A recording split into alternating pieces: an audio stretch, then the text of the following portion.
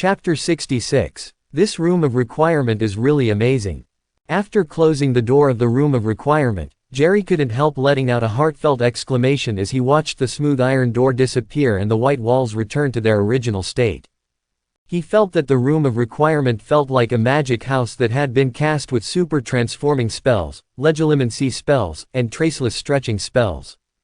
It can read the thoughts of the entrant, and then conjure various needed items according to the requirements, and can also extend various rooms.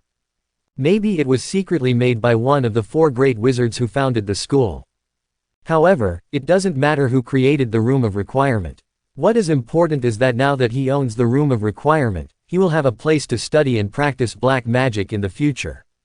After studying magic for so long, Jerry has already understood that it is not so easy to become a powerful wizard. Even if he has the cheating method of refreshing the mind, he still needs to work hard to achieve something. Of course, if he just wanted to study for 7 years and graduate with honors like ordinary little wizards, it must be a very simple matter. But in that case, his strength is about the same as some Aurors in the Ministry of Magic. This is definitely not what he wants. What he wanted was to have at least as much strength as Lao Deng and Lao Fu before graduating from the 7th grade. He wants to equalize the peak strength of 2 magical wizards who have never seen each other in 1,000 years. How can it be done without a little hard work? It's past 12 midnight now. There was no sound in the entire Hogwarts castle. Even the wizard teaching the troll to dance and the trolls chasing the wizard's hammer on the giant carpet opposite the white wall were lying in the grass and sleeping, caught. Not everyone is asleep, though, like a certain pair of restless Gryffindor twins. Good evening. Good evening. As soon as he reached the stairs on the 8th floor, Jerry bumped into the Weasley brothers who came out of the Gryffindor public restroom in an embarrassing manner. According to Hogwarts school rules, after the curfew, little wizards are not allowed to leave the dormitory for night tours in the castle. If they are caught, not only will they be deducted points, but they will also be locked up. But now Jerry, a freshman in Slytherin, and Weasley, 2 Gryffindor seniors, bumped into each other on the 8th floor stairs after midnight. Didn't you just say that there is no one on the 8th floor? Big brother Fred asked George in a low voice. George shrugged helplessly. Just now, the Marauder's map shows that Mrs. Norris is on the 6th floor, and Filch is on the 2nd floor, but there is no new Slytherin. What they didn't know was that Jerry was still in the room of requirement just now, and the Marauder's map couldn't show the people in the room of requirement, so George didn't see Jerry on the Marauder's map just now. You two can't sleep and want to go downstairs. Jerry thought for a while, since everyone violated the school rules, there is actually no big problem. Ah, that's right, you're the Slytherin freshman Jerry, aren't you? Fred obviously thought of something with Jerry, and his expression immediately relaxed. Same as the two, I can't sleep and come out for a walk, but now I'm going back. Jerry replied with a smile. For Jerry, a first-year Slater freshman, Fred and George also learned something from his younger brother Ron, so seeing Jerry's good attitude, they didn't show their dislike for Slytherin. Then let's go together. It is good. So, after a brief exchange, Jerry and the 2 brothers walked down the magic stairs. Meow, woo. Just when the 3 of them went down to the 7th floor, a familiar cat shadow blocked their way. It was when the 3 of them were talking just now that Mrs. Norris, who had already patrolled the 6th floor, came to the 7th floor. Okay, it's you again, and there are 2 more accomplices. I just ate 2 fish, and I'm already full. I won't be bribed by you again. I'll report to the master and arrest you all. Mrs. Norris glanced at Jerry, and immediately turned around to find Filch on the 2nd floor. No, it's going to find Filch, retreat quickly. The Weasley brothers obviously had a lot of experience, so they had to retreat to the Gryffindor common room immediately, and find other opportunities to come out. Don't worry, I have a solution. Brother Weasley can retreat to the Gryffindor common room, but he, a Slytherin, can't follow him to the Gryffindor common room.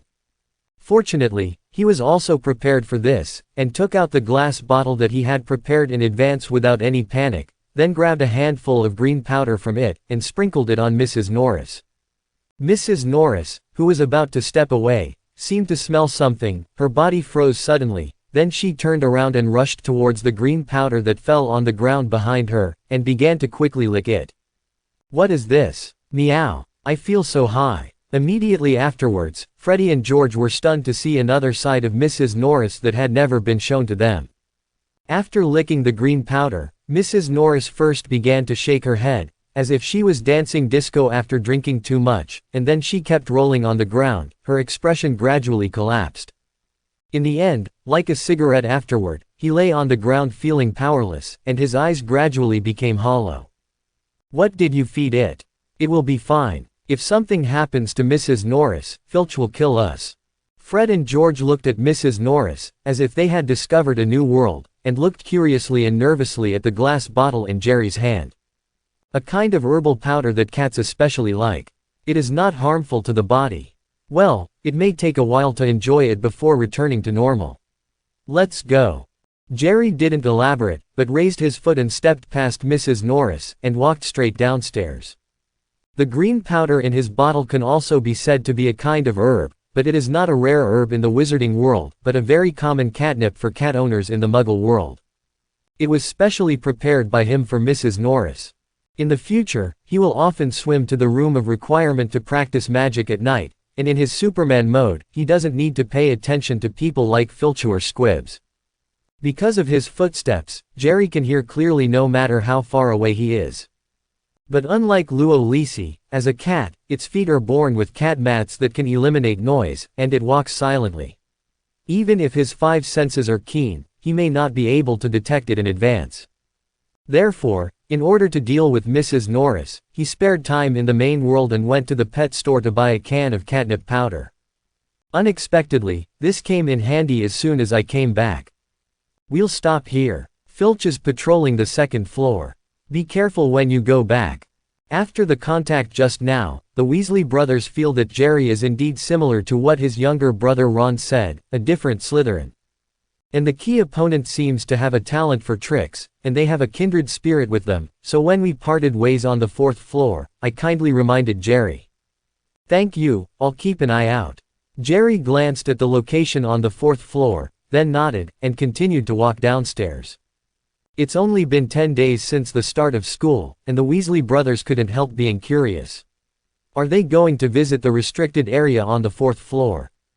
Also, at the school opening feast, Dumbledore personally declared the 4th floor as a restricted area, and any little wizard who went there would be courting death, so how could the Weasley brothers, these 2 daring fellows, hold back their curiosity and not sneak a peek? I didn't go there immediately on the night of the school opening banquet, which is considered very good. However, I don't know if these 2 can successfully walk in front of the 3-headed dog like the 3 of Harry. Yes, it shouldn't be that smooth, maybe they might not even be able to get in the first door. Jerry is not interested in the 4th floor adventure of the Weasley brothers. Because of course he knew about the secrets on the 4th floor, but the things inside were not something he could plan with his little magical ability now. It's better to be honest and pragmatic about your own magic theory, and find a way to learn more useful spells. Turning on the Superman mode, flexibly avoiding Filch who was patrolling on the 2nd floor, Jerry came to the entrance of the Slytherin dungeon. Noble. Saying the command, he stepped into the Slytherin common room, which had been out for a month. September 11th, Sunday, morning, in the Great Hall on the 1st floor of Hogwarts. Jerry sat on the long table in Slytherin, eating pumpkin porridge gracefully with a spoon, while concentrating on reading strange magic puzzles and their solutions, that he had borrowed from the library before. Most of the other little Slytherin wizards were excited about the broomstick lesson that was coming up in the afternoon. The most conspicuous one was little Malfoy. At this time, he was proudly telling all kinds of stories that happened when he was riding a broomstick before entering school. For example, one extremely narrow escape from a Muggle helicopter. Anyway, they were just bragging words, and the other little wizards were also not to be outdone, telling how amazing their broomstick riding skills were. Daphne, you're peeking at Jerry again. Pansy, with short hair, glanced slyly at the other side of the long table. Jerry, who was concentrating on reading, bumped into Daphne next to him. Daphne blushed slightly and said, "What is peeking? I'm looking at it openly." Pansy laughed softly when he heard this. There are only 4 girls in Slater's freshmen, and of course they are assigned to a dormitory, so the relationship is still very good. However, I heard from Della that Jerry seems to have a good relationship with the freshman from Gryffindor, and he's also a traitor. After Pansy smiled, a hesitant look appeared on his face again. But Daphne immediately responded angrily. Della Kona is jealous of Jerry's excellence. Jerry is not a traitor. You don't understand Jerry's ambitions at all. He doesn't need to fight against those people in Gryffindor, because he has never put Gryffindor people in his eyes. He is the best. Actually, I don't think he is a traitor. At least he has earned a lot of credits for Slytherin. Now Slytherin's credits are the first among the 4 colleges. Pansy nodded approvingly. She and Della K have known each other since they were young, and they know that Della K is relatively competitive. It may be that Jerry's performance has completely overwhelmed him during the beginning of school, so he said that. However, she didn't fully believe what Daphne said. It's only been 11 days since school started, and it will take time to test whether Jerry is as good as Daphne said. The little wizards of Slytherin are proud, and only those who are far superior to them can lead them. However, in the broomstick class in the afternoon, your Jerry probably won't stand out anymore. At this moment, Pansy suddenly thought of something, and raised an eyebrow at Daphne with a smile. During this period of time, Pansy already knew that Jerry was not a child of a famous wizard family at all, but came from a Muggle orphanage, but the parents may be wizards, or one of them may be a wizard. This also means that Jerry had never touched a broomstick before. As for the children of the wizard family, which ones have not been exposed to flying broomsticks since childhood, they should not be too familiar with them. Although Della K's experience is mostly bragging, his broomstick riding skills are definitely not bad. In the broomstick class, it is probably difficult for Jerry to have any outstanding performance. And she also heard from Della K that she should have a good laugh at Jerry and the famous Harry Potter in the broomstick class. Hearing Pansy's words, Daphne frowned slightly, but quickly said firmly. Even if it is the first contact, I believe that Jerry is the best. He must be the best, no one can be better than him. Okay. Pansy shrugged speechlessly. But then she took another look at Jerry and laughed. He really does look like a real Slytherin. It's hard to imagine he was born in a Muggle orphanage, maybe his parents were famous wizards. That's why he flowed the noble blood in their bodies to have such a noble temperament. Quote. If Jerry knew what Pansy was thinking at this time, he would definitely laugh. Ghost's noble temperament, he just doesn't like to drink pumpkin porridge, so he digs it slowly with a spoon and eats it. If it was a bowl of salty tofu now, he would have finished it in a hurry. At this moment, a large group of owl postmen swarmed along the windows of the auditorium, throwing envelopes and packages in front of the little wizards. It's time for the owl delivery every morning. Here, little Malfoy received the new magic candy from his mother, and immediately proudly showed it off to the gluttonous Goyle and Crabbe. Pansy looked at the little Malfoy who was showing off with candy everywhere, and then glanced at Jerry who was sitting there elegantly drinking pumpkin porridge and concentrating on reading, and shook his head helplessly.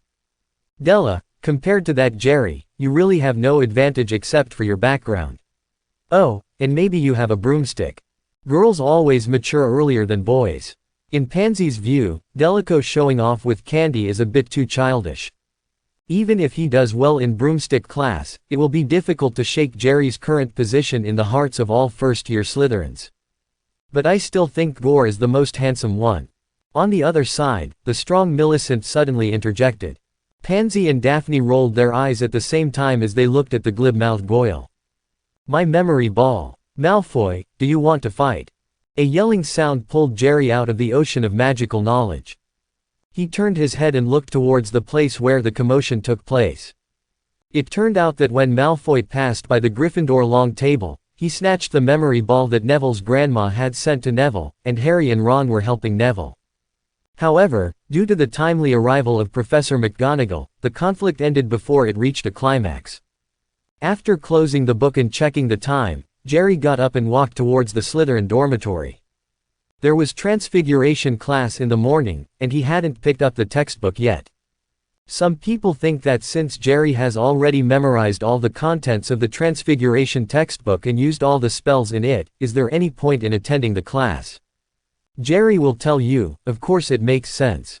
It's like you have memorized the entire math book, and then you can use the formulas in it through self-study, but it is a truth that you still need to go to math class to listen to the teacher's explanation. Moreover, in terms of the complexity of magic, it is not much worse than mathematics.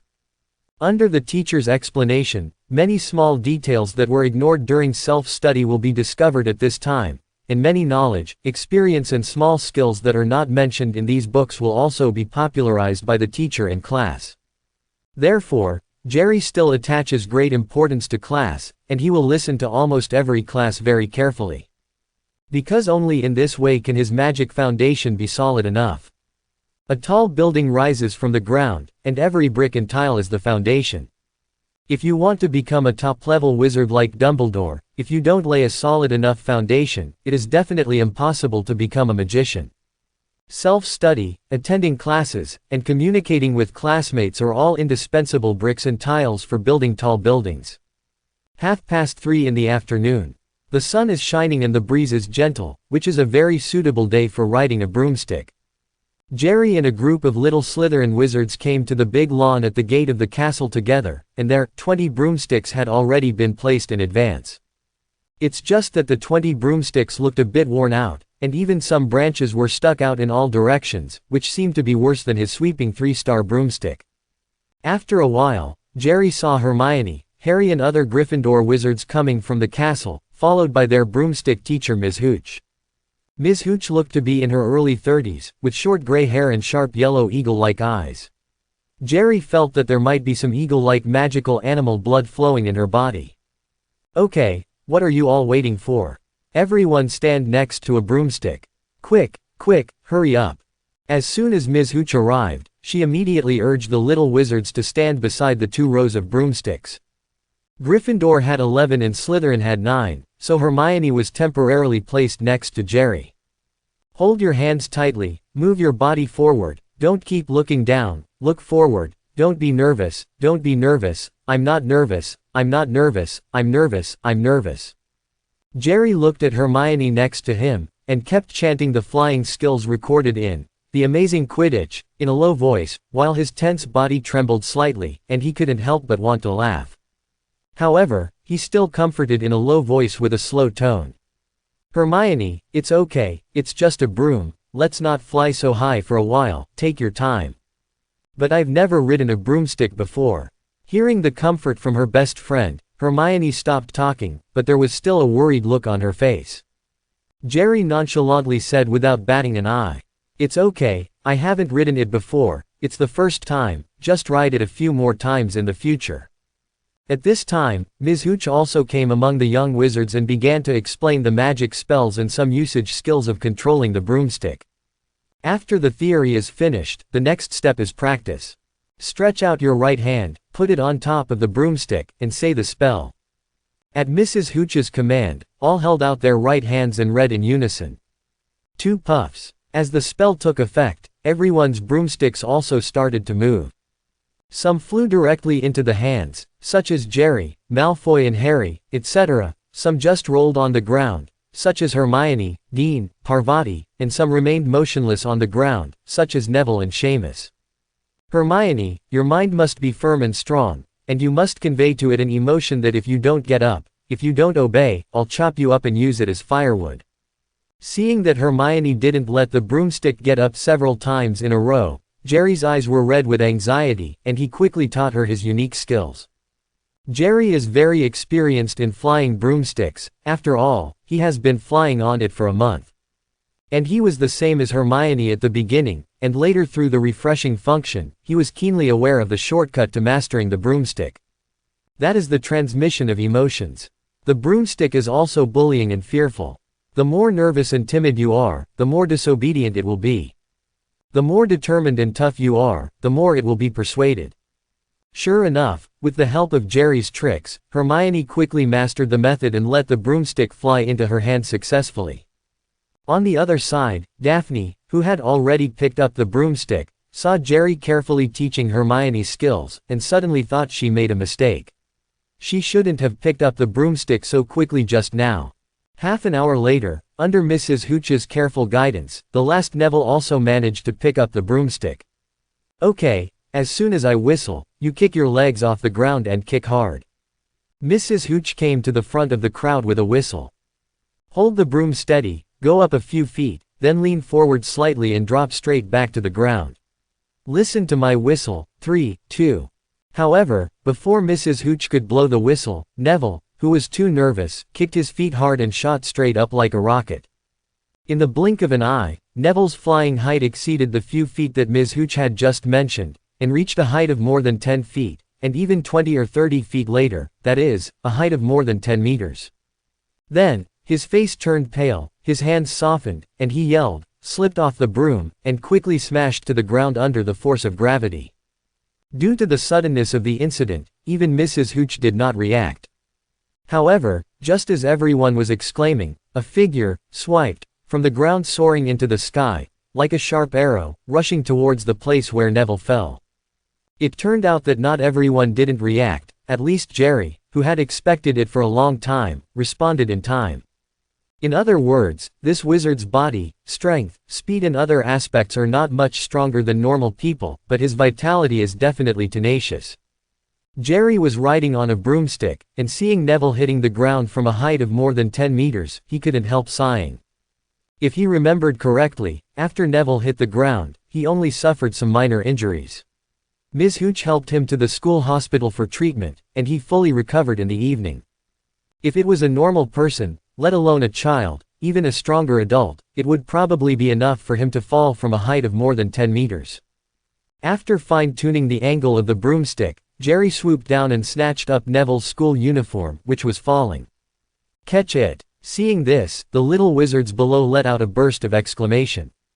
But at this time, Neville's weight and the strong falling gravity made Jerry, who was holding him, lose his balance all of a sudden, and was about to be taken and fell off the broomstick. Let Ms. Hooch and the little wizards below scream again. However, whoever Jerry is, he has encountered this kind of situation, and riding a broomstick before saved those who committed suicide by jumping off the building. As soon as he turned on the Superman mode, his body shook violently, and his feet hooked on the broomstick, immediately converting the force of his fall into a rushing force, pulling Neville on the broomstick to hit several big ones in a row. Turntable. After removing all the strength, he pulled Neville to sit on the broomstick again. "I said, Neville, you should lose weight." Jerry regained control of the broomstick, and while controlling the broomstick to adjust its direction and fly to the ground, he smiled at Neville, who was being carried in his hand.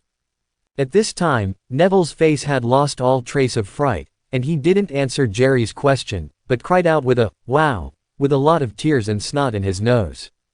If Jerry hadn't saved him just now, he really thought he was going to die.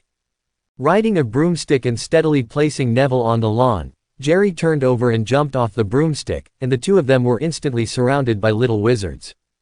Mrs. Hooch and the little wizards of Gryffindor were mostly concerned about comforting Neville, while the little wizards of Slytherin didn't care about Neville's life and death, but looked at Jerry with admiration. Although most of the little wizards in Slytherin have been exposed to flying broomsticks since they were young, the top pair is just flying in the yard, and the height is only about 3 or 4 meters. Things like the helicopter that almost hit the Muggles were just some self-proclaimed jokes. A little wizard who has not learned the disillusionment charm is not allowed to ride a broomstick in the Muggle world at all. The law of secrecy is no joke. Unless, like the Weasleys, they live in very remote places. Therefore, Jerry's thrilling broomstick rescue operation just now was too powerful in their eyes. This is not bragging, but a real live broadcast. Especially the movement of the big turntable of the broomstick just now is an unheard of technique, so cool. They even felt that, even in previous World Quidditch tournaments, they hadn't seen anyone able to perform such a difficult technique. Clamping a broomstick between 2 feet and twirling in the air while holding one in hand, is this really a movement that a human can do? Mr. Carmen just relied on his superb broomstick skills to save Mr. Longbottom, who made a mistake very bravely. Very good, very good. I want to give Slytherin 10 points. Seeing that Neville was only a little overly frightened and had no physical damage, Mrs. Hooch heaved a long sigh of relief, then looked at Jerry and announced loudly. As a flight teacher, if Neville died because of this, she would definitely be responsible, and she would never forgive herself in her heart. So for Jerry's behavior of saving Neville, Ms. Hooch is also grateful from the bottom of her heart. The key point is that Jerry's skill in riding a broom just now also impresses her. It's the first time she rides a broom, and she has such a level. This potential is definitely a good player in the future Quidditch field. Awesome. Slater Linney added 10 points all of a sudden, and all the little Slytherin wizards, including the little Malfoy, couldn't help applauding. If a person is as good as you will still try to compare with him, but if he is so good that you feel a little desperate, your thoughts may slowly change. At this moment, Jerry made little Malfoy feel this way. In terms of learning ability, Jerry is the best in all subjects, even his best potion class is inferior to Jerry. In terms of magical ability, Jerry has been able to release all the spells in the textbooks in the transformation and charms classes, but he, who has a solid foundation, can't master 1/3 of them. In terms of fighting, Jerry alone can beat him plus Gore and Crabbe, and they are completely defeated. Now even the only broomstick he thought he could beat Jerry had little hope of winning, especially since it was the first time the other party had come into contact with a broomstick today. How can this compare? He had always disliked Harry, and opposed Harry because Harry had a great reputation for defeating the Dark Lord, but he didn't feel that he was such a genius. He even felt that Harry was inferior to him in many aspects, especially potions class. The most important point is that as a wizard of a pure blood family, he did not enter Slytherin but went to Gryffindor. He would rather be friends with the traitors of Weasley than the noble him. Well, let me just say that Jerry is absolutely the best. At this moment, Daphne and Slytherin glanced at Pansy proudly. Pansy looked at Jerry, who was still smiling under the applause of the crowd, and couldn't help but nodded. I admit, he is indeed a bit different. The little Gryffindor wizard on the other side clapped his hands even though he was a little disappointed when he heard Slytherin add 10 points. Because Jerry's behavior just now really made them very admired, and the other party saved their little Gryffindor wizard regardless of their own danger, so why should they not applaud? Wizards of Gryffindor don't have the virtue of being narrow-minded. 10 minutes later, the class returned to normal again. Because of the experience just now, Neville temporarily sat on the side to rest, while the other young wizards rode broomsticks and began to try at a height of 2 or 3 meters under the guidance of Mrs. Hooch. Flight. At this height, there is a soft lawn below, even if you fall down, it won't be a big deal. But everyone performed well, except for a few wobbly ones, the others were quite stable. Slow down, don't rush, yes, just hold on to the direction. Jerry rode a broomstick next to Hermione, carefully guiding her to fly, while Malfoy on the other side froze with Harry, who had just touched a broomstick for the first time. The two competed back and forth there. Although it was the first time for Harry to meet him, he was very talented, and he did not lose to Malfoy in every aspect, which made Malfoy very upset. It's okay to lose to Jerry, but he is absolutely unconvinced if he loses to Harry. Regarding the grievances between Malfoy and Harry, Jerry didn't interfere much. His goal is to concentrate on learning magic and strive to strengthen himself. Improving his status among the students is just to learn more magic more effectively. Instead of being a peacemaker, mediating the grievances and disputes between a few children, wouldn't that be a pain in the ass? The flying lesson is over, and it's already 6 o'clock. Jerry came to the auditorium with the little wizards and enjoyed a sumptuous dinner that had already filled the tables. To be honest, the food at Hogwarts is pretty good overall.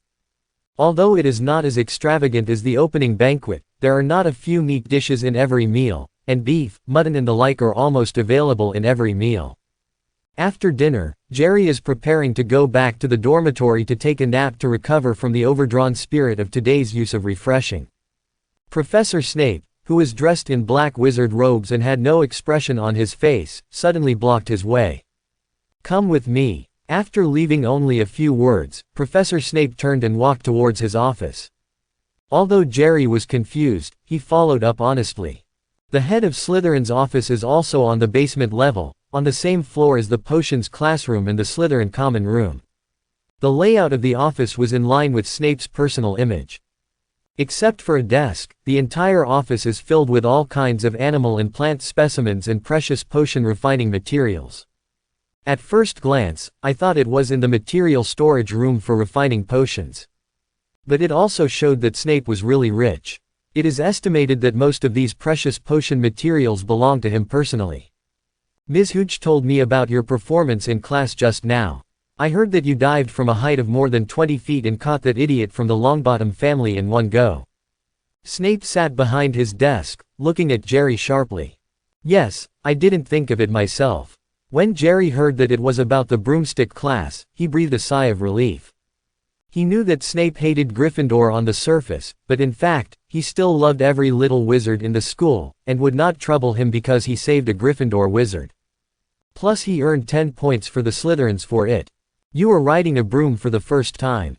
Snape continued asking. Jerry nodded cheekily. Very well, Ms. Hooch told me that you are absolutely the most suitable Seeker student she has ever met, so I want you to join Slytherin's Quidditch team directly as Seeker. Snape didn't beat around the bush, but ordered directly. It seems that this grade cannot join Quidditch. Jerry hesitated. He doesn't really want to join Quidditch, because he thinks that if he has that time, he might as well spend it on studying magic to improve his strength. No matter how good Quidditch is, it's just an entertainment activity. Just like basketball, football, and badminton, no matter how good you practice, when it comes to fighting, you still can't beat others who practice Sonda. And he didn't remember Voldemort ever being a Quidditch player. You don't have to worry about that, I'll tell Dumbledore. Snape waved his hand. I heard that our Slytherin team seems to have been overwhelming the Gryffindor team all the time. It is already so good, there is no need for me to add another freshman. And I want to spend more time learning magic. Quote. Jerry expressed his thoughts a little bit. Snape nodded. He appreciated Jerry's studious spirit, but he didn't give up his previous plan. I have never paid attention to the Gryffindor team, and they have never won in the past few years of confrontation, but this does not mean that we Slytherin can win the first place every year. Last year, Hufflepuff was first, Slytherin was second, Gryffindor was third, and Ravenclaw was fourth. I don't just want to win over Gryffindor, but Ravenclaw and Hufflepuff, so you're the new Seeker. Quote. It turned out that although Slytherin has been suppressing Gryffindor in the past few years, it does not win the Quidditch Cup every time. Hufflepuff's team is also very good, especially their Seeker Cedric Diggory. Seeing that Jerry was still hesitating, Snape continued to add. Nimbus 2000, as long as you are willing to serve as Slytherin's Seeker, I will give you the latest Nimbus 2000.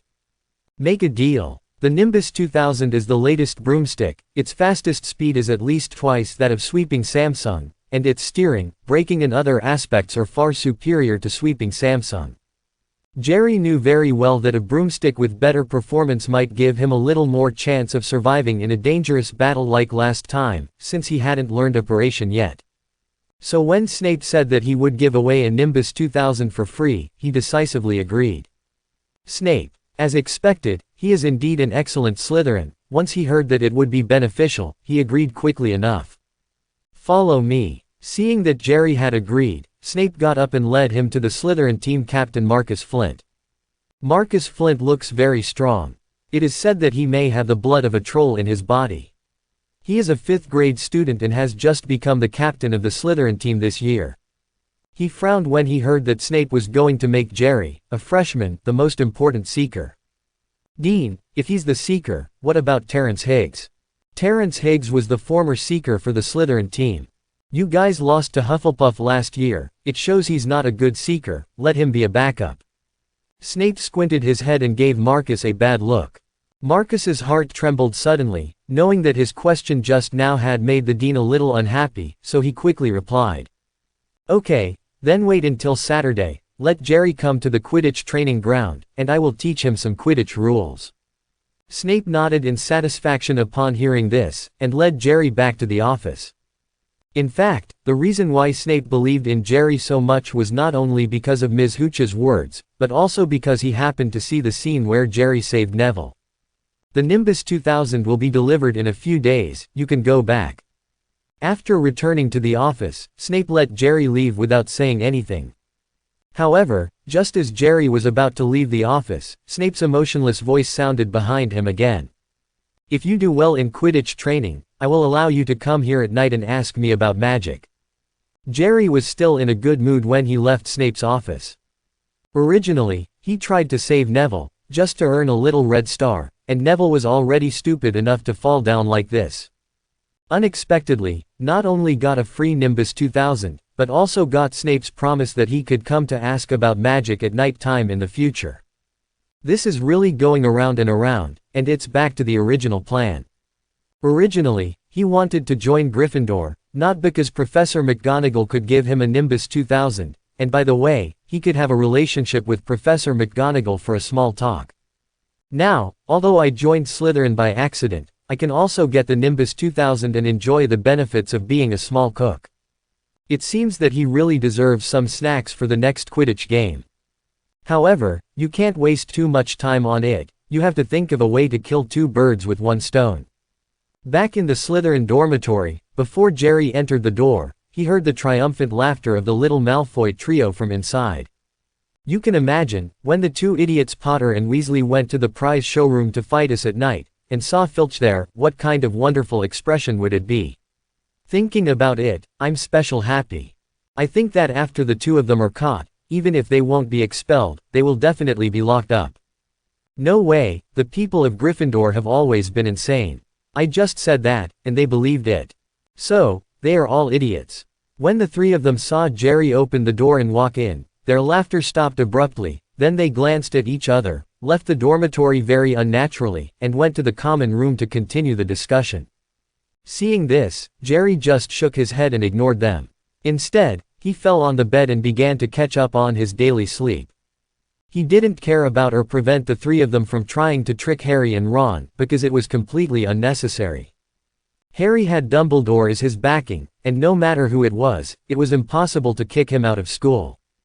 In the eyes of the little wizard, violating the school rules may be something very terrifying and extraordinary, but in the eyes of the professors, it is actually nothing at all. No professor would expel little wizards for violating the curfew at night. If so, the Weasley brothers would have been expelled dozens of times. Every year, at least half of Gryffindor's students will be expelled before graduation, because they like to come out for adventure at night. Even Hufflepuff, who seems to be the most disciplined, will sneak out of the dormitory at night and go to the kitchen to get something to eat. At midnight, Jerry slowly opened his eyes. At this time, Malfoy and the others had already fallen asleep. Jerry got up quietly, picked up his wand and a can of catnip, and left the dormitory secretly. From now on, every night after 12 o'clock, he would go to the House of Everything to practice magic in order to improve his proficiency in magic. Anyway, in the main world, he is also earning a little red star outside during this period of time, and he is used to it. Turning on the Superman mode, improving the 5 senses to prevent being discovered by Filch on patrol, Jerry walked along the magic stairs to the room of requirement on the 8th floor. What? Jerry had just reached the 4th floor when 4 terrified screams suddenly came from the end of the corridor on the 4th floor. Immediately afterwards, he saw Harry, Hermione, Ron, and Neville running out of the room at the end of the 4th floor with fear on their faces. What's the situation? Jerry immediately put a question mark on his head. He remembered that in the movie, it wasn't that Audio-Technica was accidentally transferred to the 4th floor when walking the magic stairs during the day, and then entered it by mistake, and found Lu Wei, the three-headed dog, why it became after midnight now. And there was an extra Neville. Oh, yes, this is the world of novels. He suddenly remembered that this is the world of a novel, and some details might be different, so he was relieved. But then he sighed again, because since the 4 of Harry broke into the restricted area on the 4th floor at this time, it meant that Dumbledore was probably hiding nearby with the disillusionment charm. This also meant that today he could not go to the room of requirement to practice magic. What's wrong with you guys? Jerry took the initiative to stop Harry and the 4 of them asked. Jerry, there is a scary 3-headed monster in the forbidden area on the 4th floor, let's run. The 4 of Hermione and Harry saw Jerry appearing, panting for breath while explaining in a panic. Calm down, the 3-headed monster you mentioned didn't catch up. Jerry pointed to the corridor behind the 4 of them. The 4 looked back, and sure enough, the corridor on the 4th floor was empty, and the 3 vicious dogs were chained and did not run out chasing them. What the hell is going on? What kind of 3-headed monster? Jerry feigned confusion. So the 4 told Jerry that they were chased by Filch into the restricted area on the 4th floor and found a huge 3-headed vicious dog and a trapdoor inside. By the way, Jerry, why are you here? After finishing speaking, Hermione suddenly thought of something, and looked at Jerry in surprise. Jerry coughed dryly, and then started to fool around. "That's right, I heard that you are going to have a magic duel with Decora at midnight, but at 12 o'clock, I don't think the three of them have any idea of getting up to duel with you. That's why I came here specially to inform you to go back to the dormitory as soon as possible so that Mr. Filch won't catch you." Quote. "Look, I told Malfoy they lied to you, and you had to listen. Gryffindor almost got points deducted for your recklessness, and I almost got fired for you." Hermione yelled at Harry and Ron angrily. But Harry and Ron looked at each other. They didn't force Hermione out then, it's their fault now. Still, they thanked Jerry. Because Jerry actually risked being fired, it was really interesting to take the risk of notifying them to evacuate so late. Sure enough, although Jerry is a Slytherin, he is a trustworthy Slytherin. "Okay, you guys go back quickly, I'm going back too, or Mr. Filch will come on patrol later, and it will be troublesome." Jerry looked around. His keen five senses made him faintly aware that a certain line of sight fell on him from midair, so he quickly opened his mouth to remind him. The four of Hermione and Harry also thought it made sense, greeted Jerry, and ran along the stairs towards the Gryffindor common room on the 8th floor. Seeing this, Jerry didn't stay long, turned around and returned to the Slytherin dormitory. Although he didn't go to the room of response today, he also knew that Dumbledore had really been monitoring Harry's every move. Be careful when you're with Harry in the future. On Saturday morning, the auditorium on the 1st floor. "Hermione, go to the library first after you finish eating, don't wait for me, I have something to do, I'll be there in about half an hour." After breakfast, Jerry explained to Hermione in advance as he passed by the Gryffindor table. Last Saturday he made an appointment with Hermione to go to the library to read books this morning, but because of an accident on Thursday, he had to go to the Quidditch stadium this morning to solve the problem of participating in Quidditch training in the future. However, if the plan goes well, he shouldn't need to waste too long there. The Quidditch pitch of Hogwarts is located between the castle and the Forbidden Forest. The area is as large as several football fields, and the auditorium on all sides is enough for thousands of people to sit and watch without being crowded. There are 3 gold poles at each end of the field, with rings on top, each of them is more than 10 meters high. Today, the Slytherin team specially applied for the Quidditch venue, so now only the wizards of the Slytherin team are conducting daily training on the venue. The tall and burly Captain Marcus, along with the other 2 Slater wizards, was conducting passing training. The ball in their hands was about 30 centimeters in diameter and bright red in color. From time to time they also throw the ball at the goalkeeper standing in the ring. On the other side, 2 Slater wizards were riding broomsticks, holding short clubs in their hands, and they were constantly hitting 2 black iron balls that were constantly attacking them. The black iron balls were a circle smaller than the red balls just now. There is also a wizard Slater below who did not participate in the training. He is sitting in the stands, and his expression does not seem to be very good. "Okay, let's pause for a while and gather at my place." At this time, the Captain Marcus, who was passing the ball, also saw Jerry, and quickly waved his hand and shouted to the players. After a while, Marcus introduced to his 6 team members. "This freshman, Jerry Kamen, is also our new seeker. Welcome." However, after Marcus's voice fell, none of the other 6 team members raised their hands to applaud, but all of them looked disdainful. It seemed to them a joke that a first-year freshman, who had never played a broomstick before, was the most important chaser on their team. Even if it was their terrifying headmaster Snape's decision, it didn't make them feel confident. "It depends on you, if you want to replace me as the seeker, I think the dean is confused." At this time, the Slytherin wizard who was sitting in the stands sullenly said to Jerry with a mocking face, "I also think the dean is a bit too much this time. Although Senior Terrence is not the top seeker, he has also earned a lot of honor for a Slytherin. We can't let this first-year newborn egg to replace him."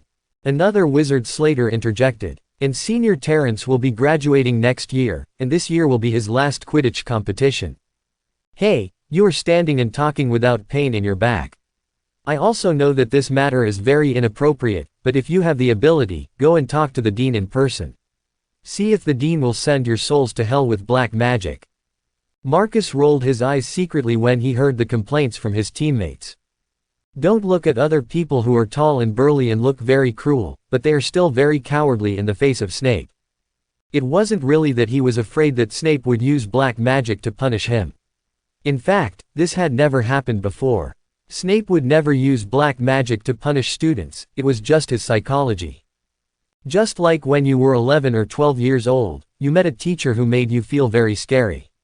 Even if you grow up in the future, when you think about this teacher, you will still have some psychological shadows. Snape was like this, with a gloomy face all day long, exuding a dark and terrifying aura everywhere, and the potions class was even more severe, and he never showed mercy when he scolded the little wizard. For every first-year freshman, it is a nightmare. So even though these little wizards were grown up in the 6th or 7th grade, when they faced Snape, they still trembled a little. This is a problem left over from history. Okay, since this is the dean's decision, it cannot be changed. The most important thing for us now is to spare more time for training. Before the first Quidditch game next month, we must train Jerry to become a slightly more qualified seeker. Marcus knew that it was useless to complain now, and only by training more could he win in future competitions. I'm sorry, Senior Marcus, I'm usually busy, so I may not be able to participate in your training. As Marcus tried to reassure the team, Jerry smiled and raised his hand. What did you say? The tall and burly Marcus stood in front of Jerry aggressively, his face full of anger. Good guy, I just said that I need to step up training, but you don't have time to train, you are a newbie and don't know anything, how can you have confidence? I said, I'm usually busy, and I may not have time to come and train with you. Jerry smiled and repeated it again. Immediately afterwards, he ushered in the 7 original Slytherin team members, who condemned him violently. Stop, seniors, listen to my explanation. Jerry slid backwards, avoiding the spittle of the 7 seniors, and then said slowly. Do you see if this works? I know the rules of the Quidditch game very well, and the task of the Seeker is to throw everything away and catch the snitch. Now, I'll make you a bet, if I can catch the snitch 3 times in a row in 5 minutes, then I can skip training. If it doesn't work, I'll make it clear to Dean Snape myself and quit the team. Quote. Hearing Jerry's words, the 7 Slytherin members, including Marcus, were all stunned. Catch the snitch 3 times in a row within 5 minutes, aren't you kidding? Even the best seeker in the international Quidditch game, he couldn't catch the snitch in the first 5 minutes. Unless one day is very lucky, there is only a little possibility.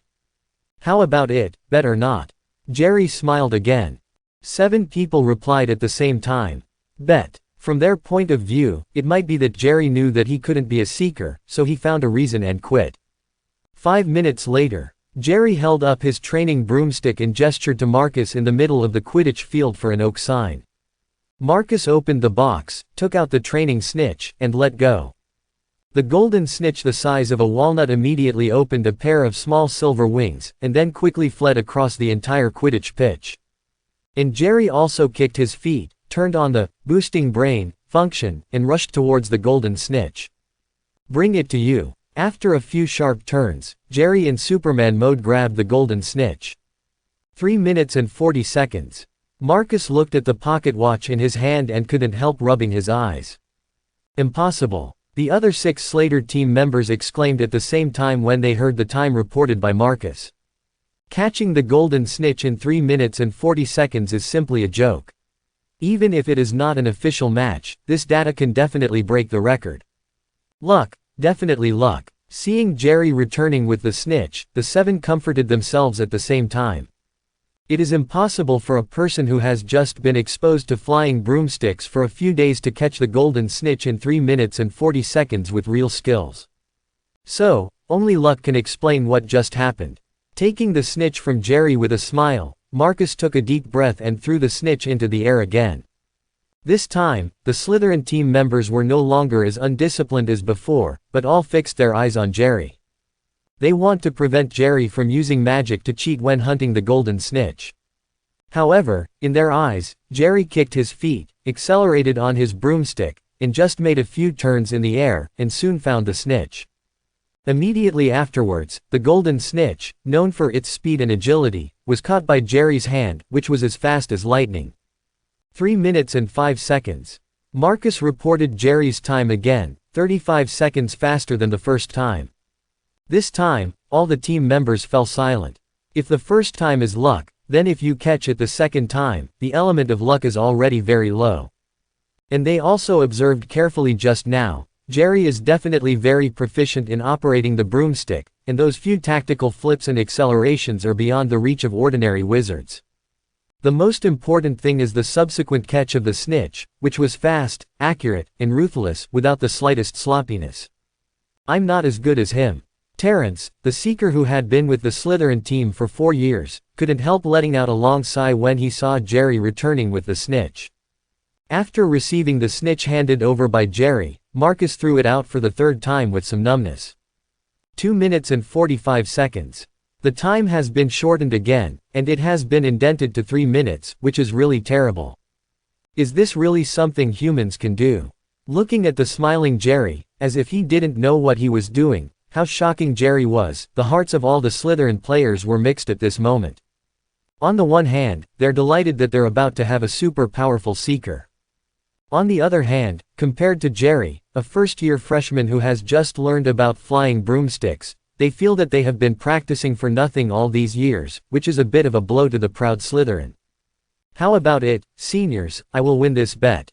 Jerry looked at the 7 Slytherin players who were all in a dazed state, and reminded him softly. Marcus, who was the first to react, looked at Jerry with bright eyes. You won. You don't need to participate in all the Quidditch training in the future, as long as you appear in the game. As the new captain of the Slytherin team this year, Marcus can already imagine that with such an excellent seeker like Jerry, he will be able to lead Slytherin 100% to win Quidditch in the 3 years before his graduation. Odd cup of honor. So, it's just a requirement that you don't want to train, of course it can be met. However, I also have a condition, I hope you can promise me. You say. Jerry raised an eyebrow. Marcus said excitedly. Don't tell other people that you became our new seeker, and don't tell others what happened to you here today. I want to give the other 3 houses a big surprise in this year's Quidditch competition. Jerry thought for a moment and nodded. Okay, no problem. Now that he was good enough in Slater, and Snape had promised to give him a break, talking about joining the Slytherin team was just icing on the cake. After leaving the Quidditch pitch, Jerry went straight to the library. During this period of time, he has learned a lot of magic knowledge by himself, and he has left a lot of doubts in his heart. Now he also wants to go to the library to search for information and communicate with classmate Hermione by the way. The so-called 1 person counts short, 2 counts long, not to mention that Hermione is still such an ordinary, little magic genius. And not long after Jerry left the Quidditch pitch, Marcus also rushed to Dean Snape's office. He wanted to report Jerry's performance to Dean Snape in detail. Look, Jerry, there's a new spell here, do you want to write it down? In the library, Hermione pointed to a spell that she accidentally saw when she was flipping through the magic book. Certainly. Jerry immediately took out his portable notebook, and recorded the content on the page that read, The Curse of Unleashing the Arrow. Although Hermione and Jerry both read books in the library, their reading directions are somewhat different. Hermione's reading mainly focused on the history and common sense of the wizarding world, as well as some messy and weird knowledge, and she didn't have a special purpose in learning about spells. Jerry's book reading focuses on some magic theories and spells with different functions. However, not all spells are recorded in spell books. There are many spells that are actually hidden in some biographical and historical books. For example, this relatively ancient, Arrow Curse, appeared in a book Hermione was reading about a certain record of Quidditch history. The Arrow Curse is actually a very common offensive spell in the Middle Ages, especially useful against Muggle armies. There is no need for a bow and arrow. With a wave of the wand, the arrow will be shot at the enemy with the wizard's thoughts, and its power is not inferior to that of ordinary strong bows. A powerful wizard can even do a terrifying scene with all arrows. However, due to the secrecy law and policies such as wizards not being able to attack muggles, few people use this spell anymore. In case an arrow flies past and shoots the muggle to death, it's not cost-effective to go to Azkaban. And it's not much use against wizards with this spell. After all, for a wizard, even if you shoot 10,000 arrows, I can easily solve it with the iron armor curse or the transfiguration curse. It is not as effective as using the body binding curse and sleeping curse. And unless an arrow hits the brain, the wizard can't be shot dead. The wizard is an existence that can recover with magic if it loses an arm or a leg. Therefore, later, the arrow-letting curse was only used by wizards to shoot into the sky when watching a Quidditch game to show their support for their favorite team. But later, it was banned because it accidentally shot through the nose of the referee. October 31st, the day before Halloween. Early in the morning, Jerry saw Hagrid, who was like a little titan, and Flitwick, the charms professor, arranging the entire auditorium with magic. Hagrid put magic candles in the hollowed-out super big pumpkins one by one, and Professor Flitwick raised the jack-o'-lanterns one by one with a floating spell. Seeing those huge pumpkins floating above the auditorium, Jerry couldn't help but sigh that the gap between him and professor-level wizards is really more than a little bit. Professor Flitwick raises hundreds of super jack-o'-lanterns at once and can keep them floating in the air for days without issue.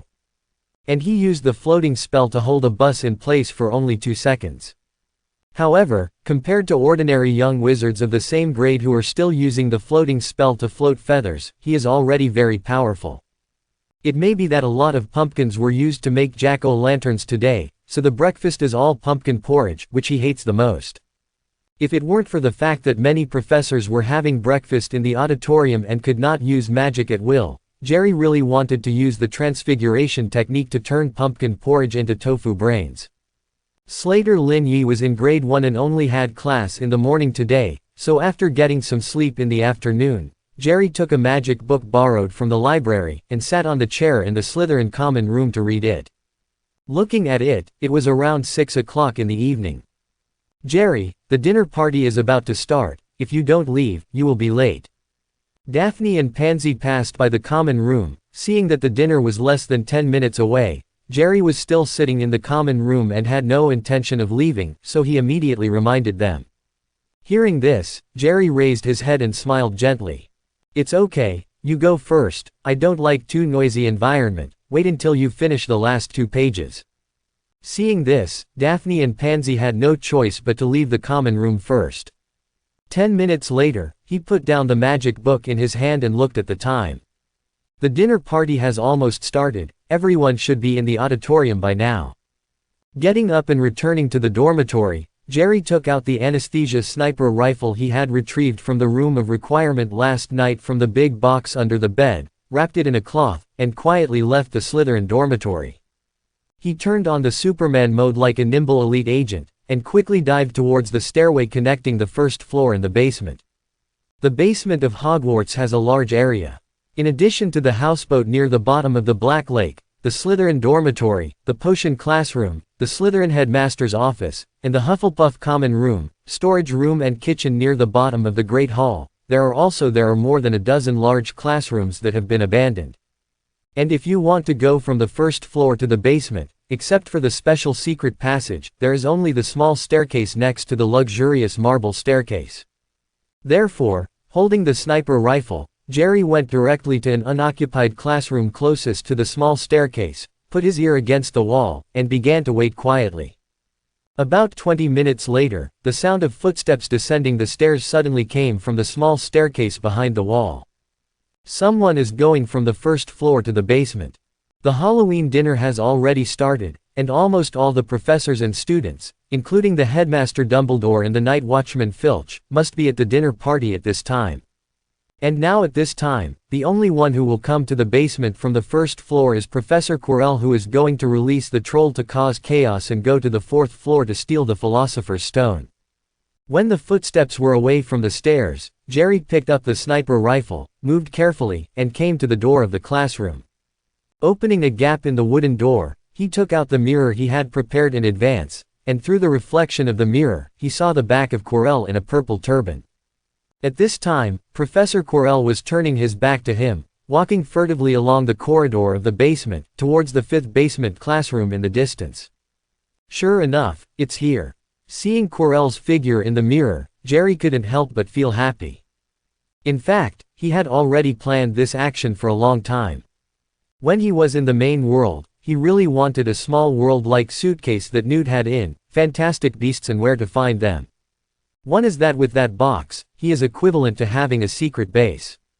As a superhero, especially a superhero who does not intend to be controlled by anyone or any force, how can it work if there is no secret base of its own? On the other hand, it is too inconvenient to carry a broomstick every time he goes out. With a space equipment, he can save a lot of worry. However, after his investigation and inquiries during this period of time, boxes like newts are not as easy to obtain as you imagined.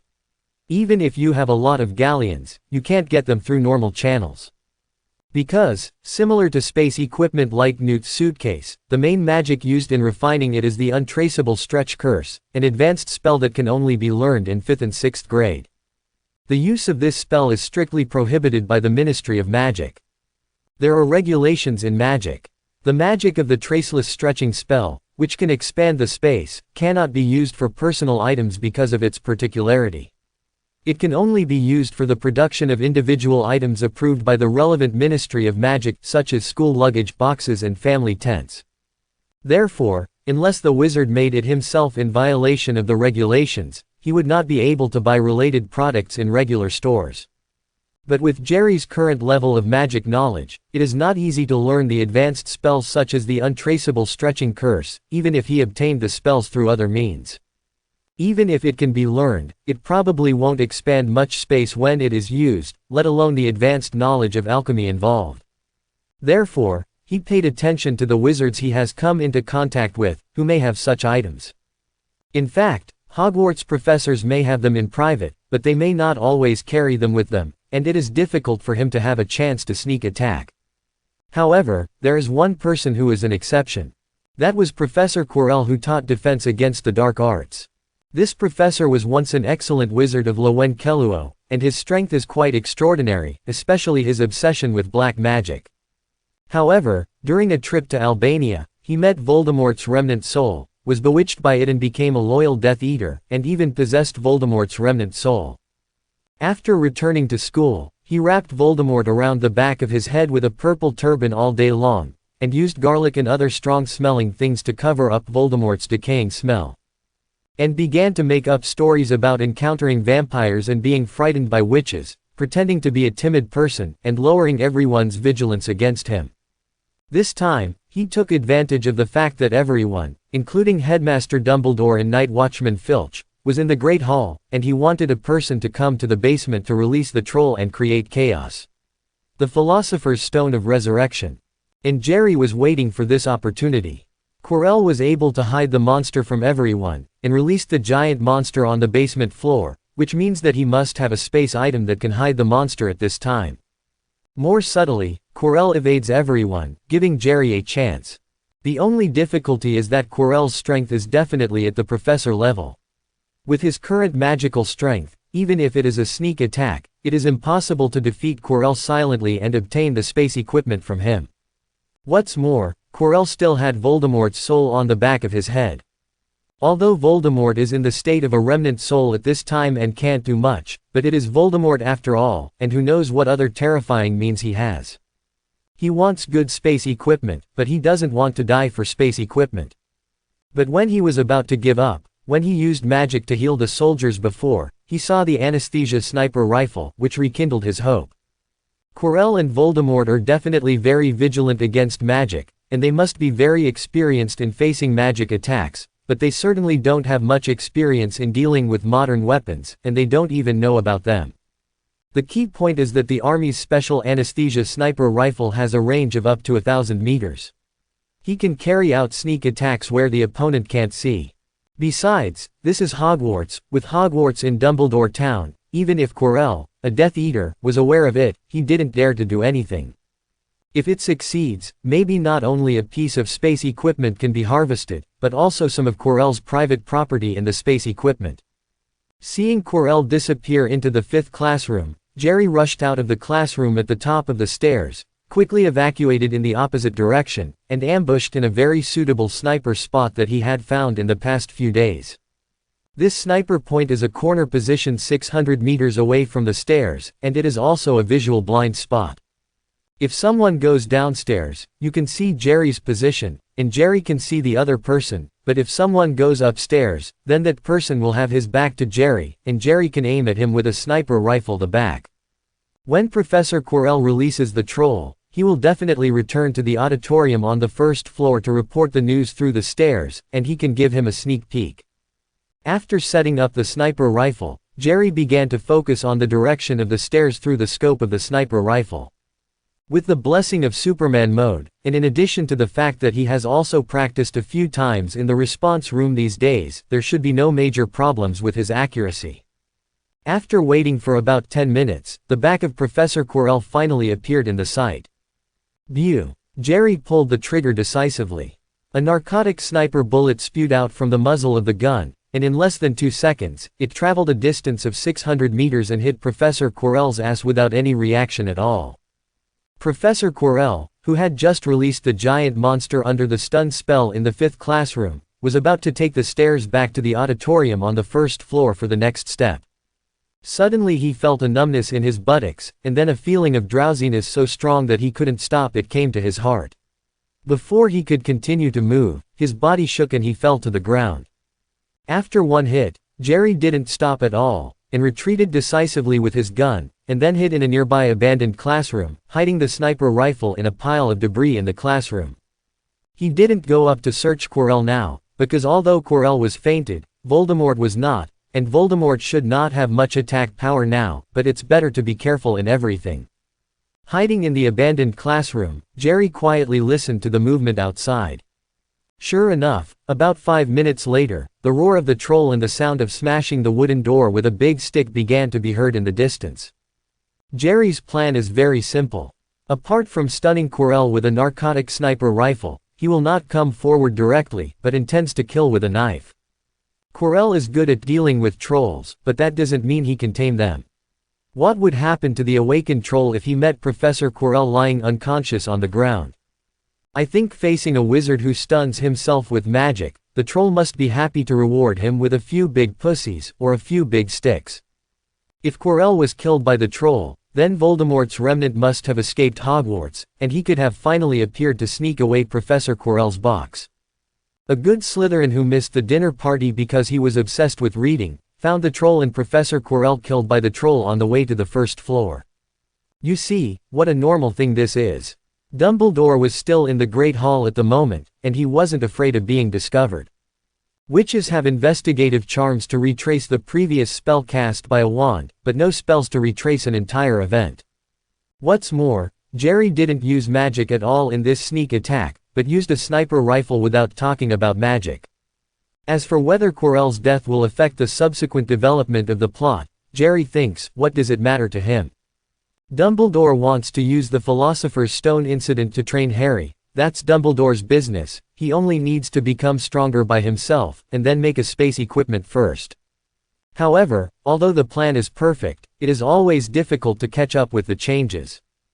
Just when Jerry was quietly waiting for the unconscious Professor Quirrell to be killed by a troll in the abandoned classroom, a familiar scream suddenly forced Jerry to temporarily change his plan. Why is Hermione here? Jerry froze when he heard the scream.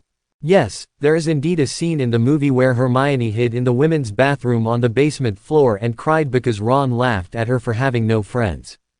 Later, he was found by the troll and was almost killed. Fortunately, Harry and Ron arrived in time, and they worked together to restrain the troll. However, when he was eating in the auditorium at noon today, he had obviously checked with Hermione. In the charm class in the morning, Ron did feel ashamed of being corrected by Hermione because of the levitating spell, and said a few outrageous words, but because Hermione had Jerry as a good friend, she was not as sad as in the original book, although she was also a little depressed. And in order to prevent accidents, he even had a heart-to-heart talk with Hermione at noon, and enlightened her well. But now, why did Hermione appear in the basement again? What is the situation? Because of Hermione's appearance, Jerry had to temporarily change the plan. But think about it, this is actually not bad, at least it looks more real, and this shot not only saved Hermione, but also saved Professor Quirrell, and it will definitely be able to earn another wave of reputation. After tidying up his wizard robes, Jerry pretended to have just walked out of the common room, and walked towards the stairs. Walking around the corner, the situation on the other side of the stairs also fell into his eyes. At this moment, the troll was standing at the stairs, holding a big stick in his left hand, and Professor Quirrell's ankle in his right hand, like holding a toy, smashing left and right on the ground. This scene made Jerry think of how similar it was to the Green Titan holding Loki in the first episode of Avengers. Hiss, so miserable. Seeing Professor Quirrell's face covered in blood and his eyes blurred, Jerry couldn't help but mourn for him for 2 seconds. On the stairs opposite the troll, Hermione fell to the ground in fright, screaming and backing away in terror. Apparently, the troll and Professor Quirrell with his face covered in blood, kind of freaked her out. In the final analysis, although Hermione is a top student with a wealth of theoretical knowledge, she is still a little girl with no actual combat experience and no strong combat talent. In a sudden and dangerous situation like today, she is not as effective as Harry and Ron. Hermione, what's going on here? How did Professor Quirrell get caught by a troll? With a surprised expression on my face that I don't know anything, Jerry rushed to the stairs and asked Hermione loudly. Seeing Jerry appear, Hermione calmed down a bit. I don't know, I just drank too much juice and wanted to go to the bathroom in the basement, and that's what I saw. Huh, isn't there a toilet on the first floor? Why go to the basement to use the toilet? Jerry was also a little speechless, but he quickly took out his wand and shouted. I'll hold him back first, you go to the auditorium and call the professors to come over. In fact, he didn't know that going to the bathroom was just an excuse for Hermione. She just didn't see Jerry on the long table in Slytherin during the dinner party, and she was worried that something happened to him, so she wanted to go down to the basement to have a look. But I didn't expect that just halfway down the stairs, I saw the cruel scene of the troll below carrying Professor Quirrell with blood on his face. All right, be careful, I'm going to call the professor and the others over. Hermione hurriedly stood up and went upstairs, rushing towards the auditorium. And at this moment, in Professor Quirrell's wizard robe, which was being carried upside down by the troll, a small box the size of a palm suddenly fell to the ground with a click. Jerry's eyes lit up when he saw the box.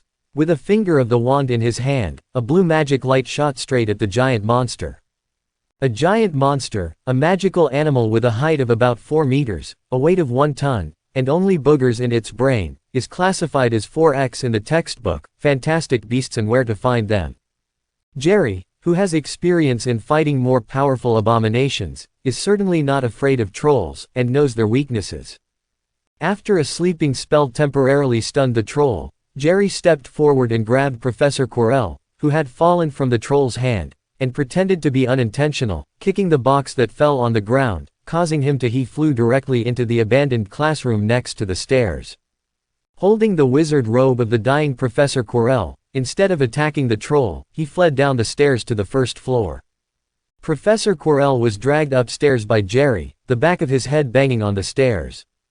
In about 7 or 8 seconds, the troll woke up and was about to go up the stairs with a big stick, but he put a stun spell on him again. Dragging Professor Quirrell to the first floor, Jerry also saw Professor Snape, Professor McGonagall and the school doctor Mrs. Pomfrey who had rushed over. It turned out that just when Hermione rushed into the auditorium, she yelled out that a troll appeared in the basement, that Professor Quirrell was stunned and fell into the troll's hands, and that Jerry was trying to save Professor Quirrell from the troll's hands. Dumbledore immediately dispatched Professor Snape, Professor McGonagall and the school doctor Pomfrey. Mr. Carmen, are you all right? McGonagall looked at Jerry nervously. Although Jerry is not a Gryffindor, Professor McGonagall attaches equal importance to the safety of every little wizard. I'm fine, but I'm afraid Professor Quirrell is not well, and the troll is still on the first floor, and my sleeping curse probably won't stop him for a few seconds. Jerry pointed to Quirrell whose face was covered in blood on the ground. Snape glanced at Quirrell with some doubts, and then told Jerry in a slightly appreciative tone. Jerry, you are very good. Follow Professor McGonagall back to the auditorium first, and I will go down and deal with that giant monster. Professor Quirrell to me, I will take him to treatment. At this time, Mrs. Pomfrey waved her wand, and Professor Quirrell's body followed her to the school infirmary under the effect of her moving spell.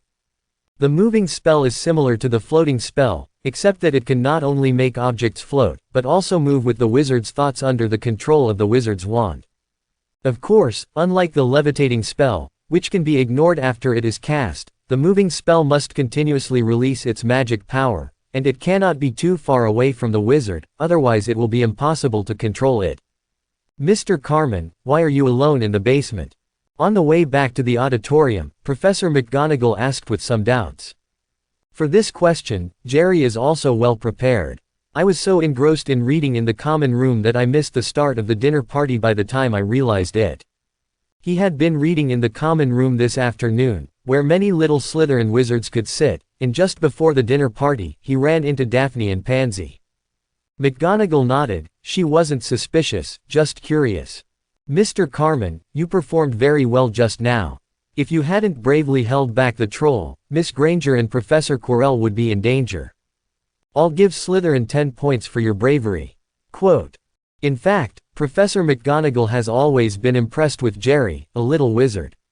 From the very beginning when she saw Jerry bravely stand up for the bullied and weak in the orphanage, she felt that Jerry was very suitable for Gryffindor. For the most important quality of a Gryffindor is bravery. Unfortunately, I didn't expect Jerry to be directly assigned to Slytherin by the Sorting Hat at the sorting ceremony. Thank you, Professor McGonagall. Jerry responded with a smile. Although Snape treated him very well, he had to admit that Professor McGonagall was indeed a model among the entire Hogwarts professors in terms of fairness and justice. Call. Following Professor McGonagall into the auditorium, except for the little wizard of Slytherin and Hermione, as well as Flitwick, the Dean of Lowen Kelluo, and Sprout, the Dean of Hufflepuff, there was no Dumbledore in the auditorium. Jerry also breathed a sigh of relief. Presumably, the young wizards from other colleges should have returned to the dormitory under the leadership of the prefects, and Dumbledore most likely went to check his Philosopher's Stone. Although there was a little accident in this plan, the result is still good. The only loophole is probably Dumbledore's Legilimency. If Dumbledore activates Legilimency on him, it will be very troublesome. Although, he thinks that possibility is not very great. During the return period, as long as Jerry has no classes, he will basically spend time in the library. After rummaging through many magic books, he finally saw the relevant introduction in a book about Legilimency and Legilimency mantra. In fact, as a relatively advanced and dangerous spell, Legilimency does not exist in the 7-year teaching textbooks of Hogwarts. Even in the school library, there are only relevant introductions, but no specific learning methods. Of course, it might be in the restricted area, but he hasn't been there, and he doesn't know. In this book, about Legilimency practitioners and Legilimency mantras, he learned that Legilimency is divided into 2 types, Legilimency practitioners and Legilimency mantras. Legilimency is a wizard born with the ability of Legilimency, that is, they don't need to learn, they can read other people's minds by birth. It's just that this kind of natural Legilimency seems to be not easy to control because of its strong mental power. If there are too many people nearby, it will be very painful. Jerry thinks it should be like the American wizard named Queenie Goldstein in Fantastic Beasts and Where to Find Them. The Legilimency mantra is a spell that any wizard can learn, specially researched and invented by the Legilimency practitioners a long time ago by studying their own Legilimency ability.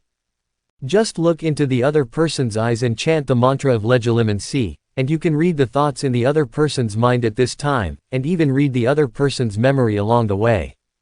And a wizard who has practiced Legilimency and chanting to an extremely advanced level is also called a master of Legilimency.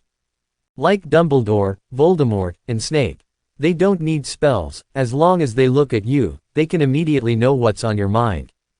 If you want to completely fight against this kind of Legilimency, you must learn the opposite Occlumency. Or, you can also choose not to make eye contact with him, and focus your thoughts on other things, so that the other party cannot successfully invade the memory, but the specific effect of this is not clearly stated in the book. However, Jerry thinks there should still be some effect. Otherwise, wouldn't Dumbledore understand all of Voldemort's sins at school with a single glance? Jerry, are you okay? Hermione watched Jerry return safely with Professor McGonagall, and immediately ran up excitedly and hugged him. The scene just now was too scary, and she finally felt relieved when she saw that her best friend was not injured. Now all the Gryffindors followed the prefect back to the common room, only she stayed alone because she was worried about Jerry's safety. Originally, this was not allowed, but Hermione was the messenger and also an eyewitness, and she would definitely need to describe the whole incident in detail later, so Professor Flitwick, who stayed behind, agreed. I'm fine, except that Professor Quirrell was seriously injured and was taken away by Mrs. Pomley for treatment. Jerry froze for a moment, then patted Hermione on the shoulder with a smile. On the other side, Daphne and the Slytherin team immediately pouted when she saw this, and let out a cold snort. At this time, Snape also walked into the Great Hall. Obviously, for a wizard of his level, it didn't take much effort to deal with a troll. What really matters is figuring out where the troll came from in the basement, and where did the troll break into Hogwarts Castle. However, after careful questioning, the 4 directors found that neither Hermione nor Jerry knew how the troll appeared on the basement floor. Hermione is the troll and Professor Quirrell encountered at the stairs on the first floor of the dungeon, and Jerry only appeared after leaving the common room and hearing Hermione's scream. So, if you want to know what's going on, you have to ask Professor Quirrell, who was the first to contact the troll. However, we have to wait for Mrs. Pontrell to stabilize Professor Quirrell's injury before asking. In fact, when answering the question, in order to prevent Snape from using legilimency to himself, Jerry deliberately did not meet Snape's eyes, and also turned on the Superman mode, forcing his brain to repeat his own rhetoric. However, according to Snape's expression he inadvertently observed, the other party probably didn't use legilimency spell on him. That's right, anyone with quality should not casually peep into other people's hearts, and besides the fact that the sniper rifle was hidden in his speech just now, everything else is true, and there is nothing doubtful about it. After listening to Jerry and Hermione's statement, Professor McGonagall repeated that he would give Jerry 10 points, which made all the little wizards in Slytherin cheer. To Jerry's surprise, Snape unexpectedly added 3 points to Hermione.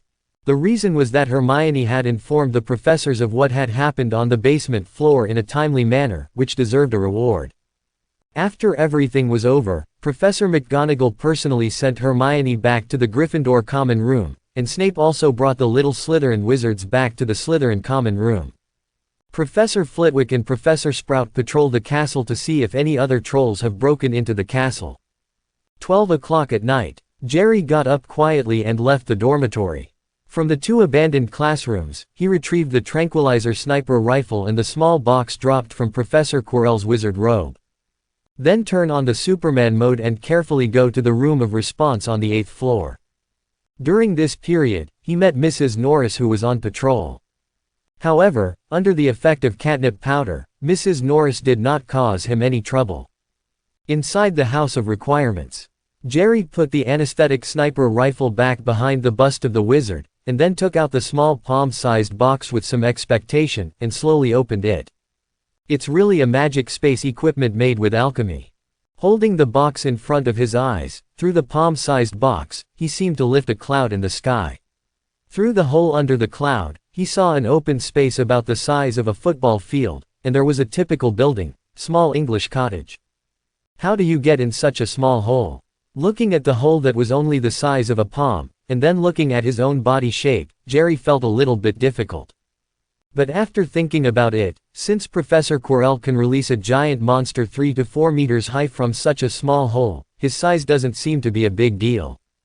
Putting the opened box on the ground, Jerry imitated the way Newt entered the world of suitcases in the movie, stretched his foot towards the opening of the box, and then thought that I would go in. Sure enough, a wave of spatial fluctuation appeared above the box, and his foot actually protruded into the space inside the box. There was a ladder about 8 or 9 meters long at the entrance of the box. After one of his feet went in, he stepped on the ladder. After standing firmly on the ladder, he immediately lifted the other foot outside, and also stretched into the space of the box. Just like that, walking down the ladder, soon, his figure completely disappeared in the box, leaving only the palm-sized box left alone on the ground of the room of requirement. All the way down the ladder, soon Jerry's feet were on the soft green lawn. He raised his head and carefully looked around the space inside the box, and blurted out with a sigh. The needle does not rub. A luminous sphere floats above the space, illuminating the entire box space brightly. It is estimated that it is a magic item similar to a little sun made by alchemy combined with the lighting spell. In addition to a piece of green lawn on the ground, a small area was specially planned and a lot of precious herbs were planted. Some of them he'd seen in 1,000 Wonderful Herbs and Fungi, and some he didn't know at all. There is also a reservoir next to the medicine field, and the water in it is crystal clear. There are also some trees planted around, and the overall look is like a small villa with a huge yard.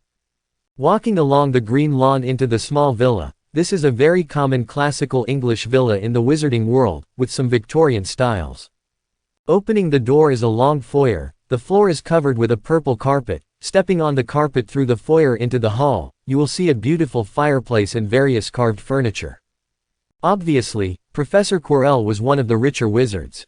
The entire villa has 2 floors. The first floor is mainly the entrance hall, kitchen, dining room and magic laboratory. The magic laboratory, or the potion refining room, is more suitable. In addition to a whole set of valuable potion refining equipment, there is also a large cabinet that stores various potion materials. And some already refined magic potions that Jerry knows or doesn't know. It seems that although Professor Quirrell is not a potion master, he also has a lot of accomplishments in potion refining. Also, wizards who generally like to study black magic, the level of potion refining is not too low. The second floor is mainly composed of 3 bedrooms, a living room and a bathroom.